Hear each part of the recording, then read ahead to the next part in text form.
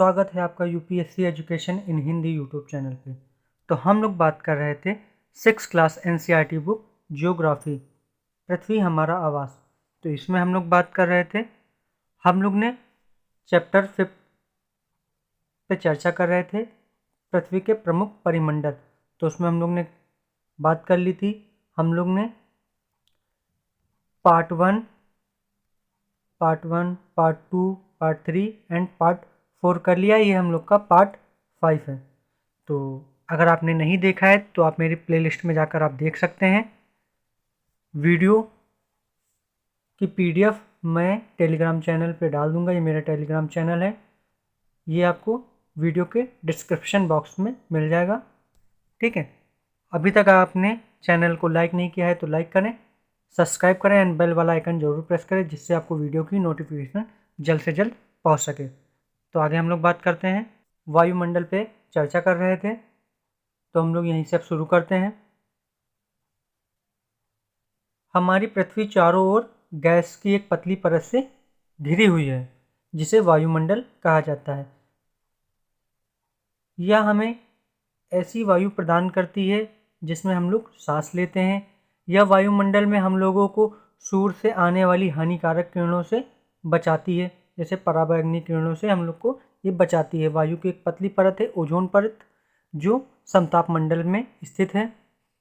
ठीक है, आगे वायुमंडल 1600 किलोमीटर ऊंचाई तक फैला हुआ है। इन परतों को पृथ्वी की सतह से शुरू करते हुए क्षोभ मंडल, समताप मंडल, मध्यमंडल, आयनमंडल और बहिर्मंडल के नाम से जाना जाता है। तो ये भी मोस्ट इम्पॉर्टेंट है, क्योंकि ये आपका ये जो हिस्सा है, क्षोभ मंडल, समताप मंडल, मध्यम मंडल, आयनमंडल और बहिर्मंडल, ये बहुत पूछा जाता है। इनको क्रम में पूछा जाता है, आते हैं क्वेश्चन कि इनको बढ़ते हुए क्रम में लगाइए, कौन सा मंडल सबसे ऊपर है, कौन सा मंडल सबसे नीचे है, ओजोन परत किस मंडल में पाई जाती है, लड़ाकू विमान किस मंडल में चलते हैं, रेडियो तरंगे किस मंडल में चलती हैं, ये सब चीज़ें पूछते हैं। ये आपका उपग्रह किस मंडल में चलता है, तो वो सब बात करते हैं। आपका सबसे निचला मंडल है क्षोभ मंडल। ठीक है, उसके बाद आता है समताप मंडल।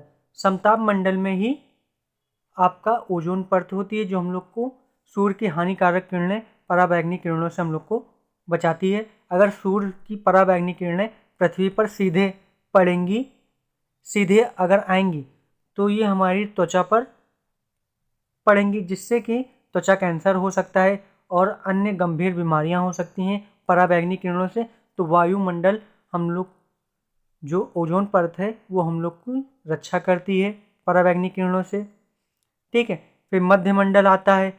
मध्यमंडल के बाद आता है आयनमंडल। तो आयनमंडल से आप सुन सकते हैं, आयनमंडल में क्या होता है, यहाँ पे रेडियो की फ्रिक्वेंसी यहाँ पे काम करती है, जो प्रसारण होता है रेडियो का वो यहीं से होता है, इसी मंडल में उनका गमन होता है।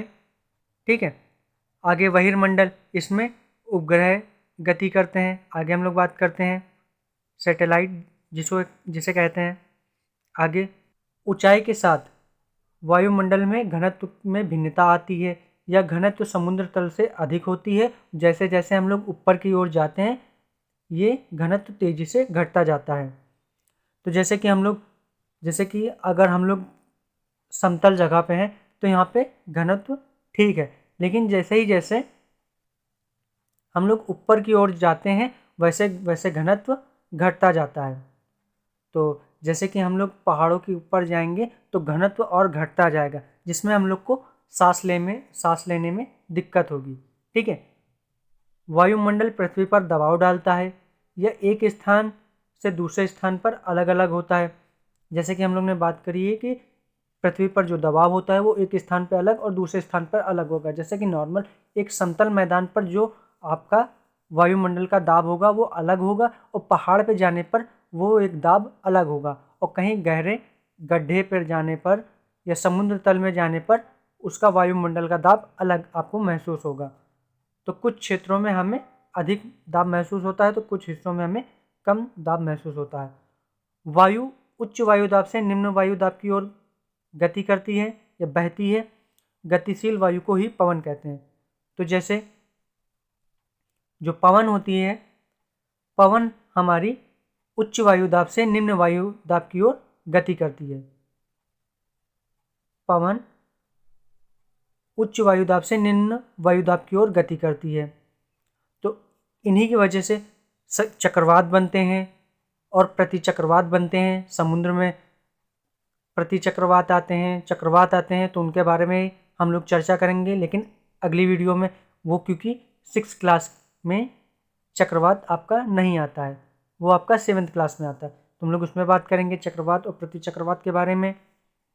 ठीक है। गतिशील वायु को पवन कहते हैं। आगे जीवमंडल। जीवमंडल क्या है, किसे कहते हैं? जीवमंडल स्थल, जल और हवा के बीच का एक सीमित भाग होता है। यह वह भाग होता है जहाँ जीवन मौजूद होता है। यहाँ जीवों की बहुत सी प्रजातियाँ होती हैं जो सूक्ष्म जीवों तथा बैक्टीरियों से लेकर बड़े स्तनधारियों के आकार में पाई जाती हैं। जीवमंडल में जंतु, पादप जगत ये सब भी पाए जाते हैं। ठीक है। तो जीवमंडल दरअसल जहाँ पे हम लोग निवास करते हैं, ठीक है, तो ये क्या कहलाता है? वह भाग जहाँ पर जीवन मौजूद हो। तो मौजूद जहाँ पे होगा वहाँ पे जीवमंडल कहलाएगा। तो पृथ्वी पर जीव मौजूद है, यहाँ पे जीवन मौजूद है, तो यहाँ पे जीवमंडल भी मौजूद है। तो यहाँ पर सूक्ष्म जीव, बैक्टीरिया से लेकर बड़े स्तनधारी तक के आकार के जीव पाए जाते हैं। ठीक है। अब हम लोग का यहीं पे ये पार्ट कंप्लीट होता है, क्योंकि जो भी था हम लोग ने बात कर ली है। अगर आपने नहीं देखा है तो आप part 1, part 2, part 3 and part 4, और ये तो पार्ट 5 है ही है, तो आप इनको देख लीजिए। इससे ये आपका पूरा चैप्टर कंप्लीट हो जाता है। ठीक है। तो अब हम लोग मिलेंगे अगले चैप्टर। अगला चैप्टर आपका है जो है चैप्टर 6, पृथ्वी के प्रमुख स्थल मंडल।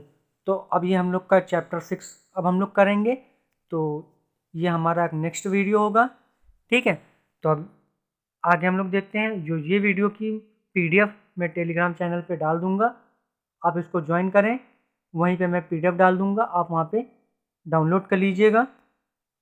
टेलीग्राम का जो लिंक है मैं वीडियो के डिस्क्रिप्शन बॉक्स में डाल दूंगा, आप वहीं से जाकर आप ज्वाइन कर सकते हैं। अगर अभी तक आपने चैनल को लाइक नहीं किया है तो लाइक करें, शेयर करें एंड सब्सक्राइब करें एंड बेल वाला आइकन जरूर प्रेस करें, जिससे आपको वीडियो की नोटिफिकेशन जल्द से जल्द पहुंच सके। तो वीडियो यहीं पे मैं समाप्त करता हूं। धन्यवाद, मिलते हैं नेक्स्ट वीडियो में।